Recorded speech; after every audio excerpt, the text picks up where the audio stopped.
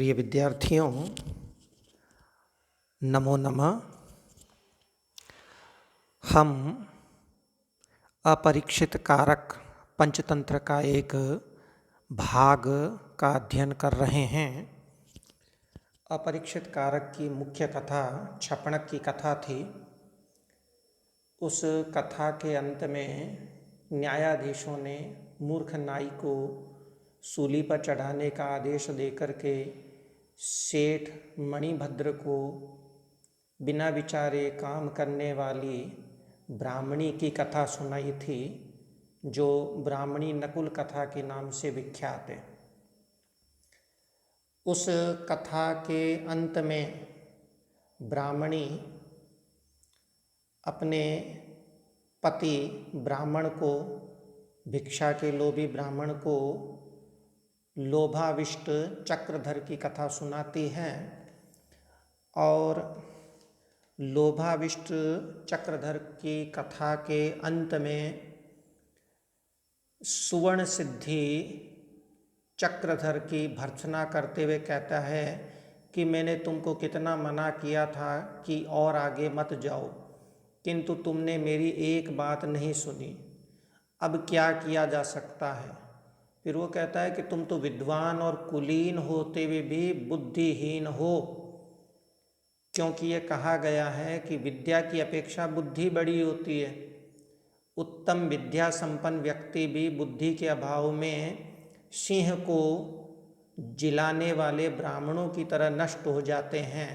तो चक्रधर ने पूछा कैसे? तो सुवर्ण शुद्धि उसे सिंह कारक मूर्ख ब्राह्मण की कथा कहता है। तो आइए इस कथा का 3 हिस्सों में हम अध्ययन करते हैं।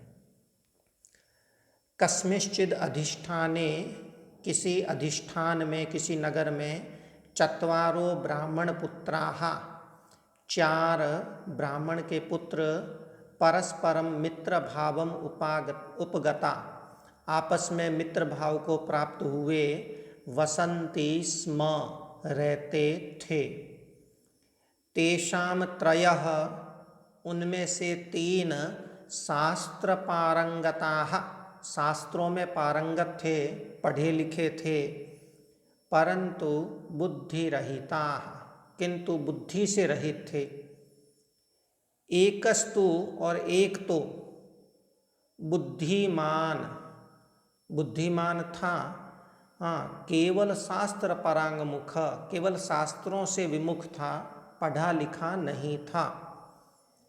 अथ तेई, इसके बाद तेई कदाचित मित्रई, तेई मित्रई, उन मित्रों ने, कदाचित मंत्रितम, किसी समय विचार विमर्श किया, मंत्रितम, मंत्रणा की, को गुणो विद्यायाः, विद्यायाः कः गुणः, विद्या का क्या गुण है, क्या फायदा है, क्या लाभ है। येन, जिससे, देशांतरम गत्वा, दूसरे राज्य में जाकर के, भूपतीन परितोष्य, राजाओं को पूरी तरह से संतुष्ट करके, परितोष्य, संतुष्ट करके, अर्थोपार्जना न क्रियते, अर्थोपार्जन नहीं किया जाता है, धन नहीं कमाया जाता है, तो उस विद्या से क्या फायदा। तत् पूर्व देशम गच्छामः, अंत में वो निर्णय लेते हैं कि तत्, तो पूर्व देशम गच्छामः, पूर्व देश की ओर जाते हैं।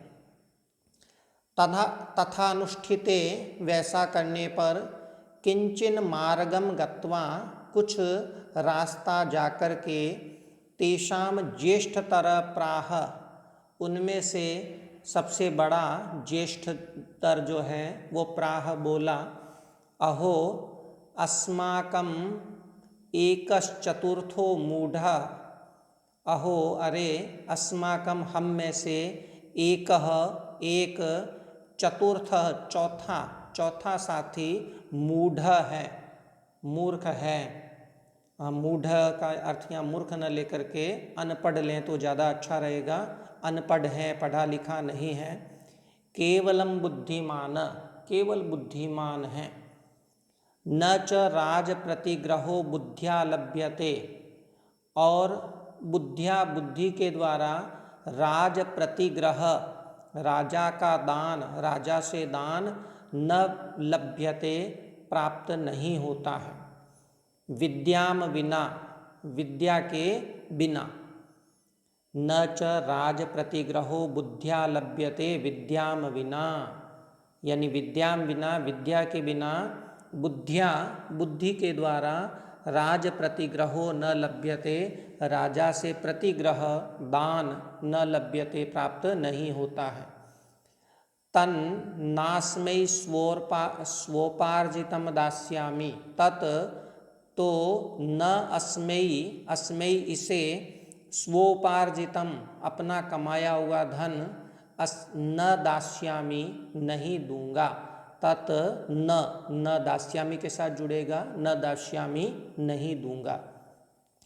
तद गच्छतु गृहम, तो चला जाए ये घर। ततो द्वितीयेन अभिहितम, तो दूसरे ने कहा, भो सुबुद्धे, हे सुबुद्धि, गच्छ त्वम स्वगृहम, चौथे का नाम जो बुद्धिमान है, अनपढ़ है, उसका नाम सुबुद्धि है, तो उसे कहा भो सुबुद्धे, हे सुबुद्धि, गच्छ त्वम स्वगृहम, चले जाओ तुम अपने घर। यतः ते विद्या नास्ति, यतः क्योंकि, ते तुम्हारे पास, विद्या नास्ति विद्या नहीं है।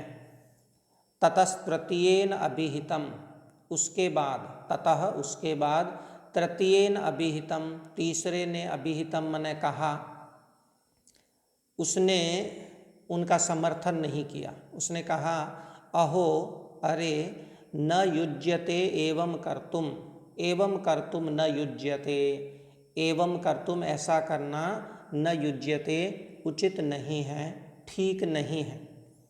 यतो वयम बाल्यात् प्रवृत्ति एकत्र क्रीडिताः, यत क्योंकि, वयम हम सब, बाल्यात् प्रवृत्ति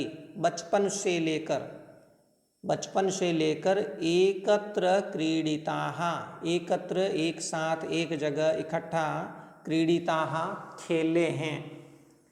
तद आगच्छतु महानुभावो अस्मद् उपार्जित वित्तस्य समभागी भविष्यतीति, तद आगच्छतु तो आ जाए, महानुभाव यह महानुभाव, अस्मद् उपार्जित वित्तस्य हमारे द्वारा उपार्जित, अस्मद् उपार्जित हमारे द्वारा उपार्जित, हमारे द्वारा कमाए गए, वित्तस्य धन का, समभागी भविष्यति समान भाग वाला भविष्यति होगा, इसे भी बराबर हिस्सा मिलेगा। उक्तम च कहा भी गया है, वो अपनी बात के समर्थन में दो श्लोक कहता है कि किम तया क्रियते लक्ष्म्या या वधूरिव केवला या न वैश्येव सामान्या पथिकैरुपभुज्यते। किम तया क्रियते लक्ष्म्या, तया लक्ष्म्या उस लक्ष्मी से, उस संपत्ति से, उस धन दौलत से, किम क्रियते क्या किया जाए, क्या फायदा है, या जो संपत्ति, जो लक्ष्मी, जो धन दौलत, वधूरिव केवला जो केवल वधू के समान है, या जो न वैश्येव वैश्या इव वैश्या के समान, सामान्य समान रूप से उपभोग की जाने वाली, वैश्या इव वैश्या के समान, पथिकई पथिकों के द्वारा, राहगीरों के द्वारा, न उपभुज्यते भोगी नहीं जाती है। तो वह लक्ष्मी तो बिल्कुल बेकार है जो वैश्या के समान भोगी नहीं जाती है, वो तो केवल वधू के समान है, किसी काम की नहीं है। तथा च और भी, अयम निज परो वेत्ति गणना लघुचेतसाम उदार चरितानांतु वसुधैव कुटुंबकम। ये बहुत पुराना संस्कृत का श्लोक है, आपने सुना होगा, ये पंचतंत्र का ही हिस्सा है। अयम निज, यह निज है, अपना है, परो वा अथवा पराया है, वा अथवा पराया है, दूसरा है।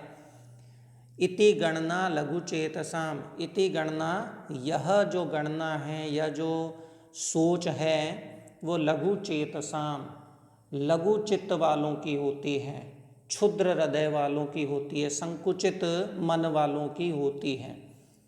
उदार चरिता नाम तो वसुधैव कुटुंबकम, तो जबकि उदार चरिता नाम, उदार चरित वालों की, बड़े हृदय वालों के लिए तो वसुधा एव कुटुंबकम, वसुधा एव, यह वसुधा ही, यह सारी पृथ्वी ही कुटुंबकम, कुटुंब होती है, एक परिवार के समान होती है। अस्तु, इसका दूसरा भाग शीघ्र देखेंगे, तब तक के लिए अलविदा। नमो नमः।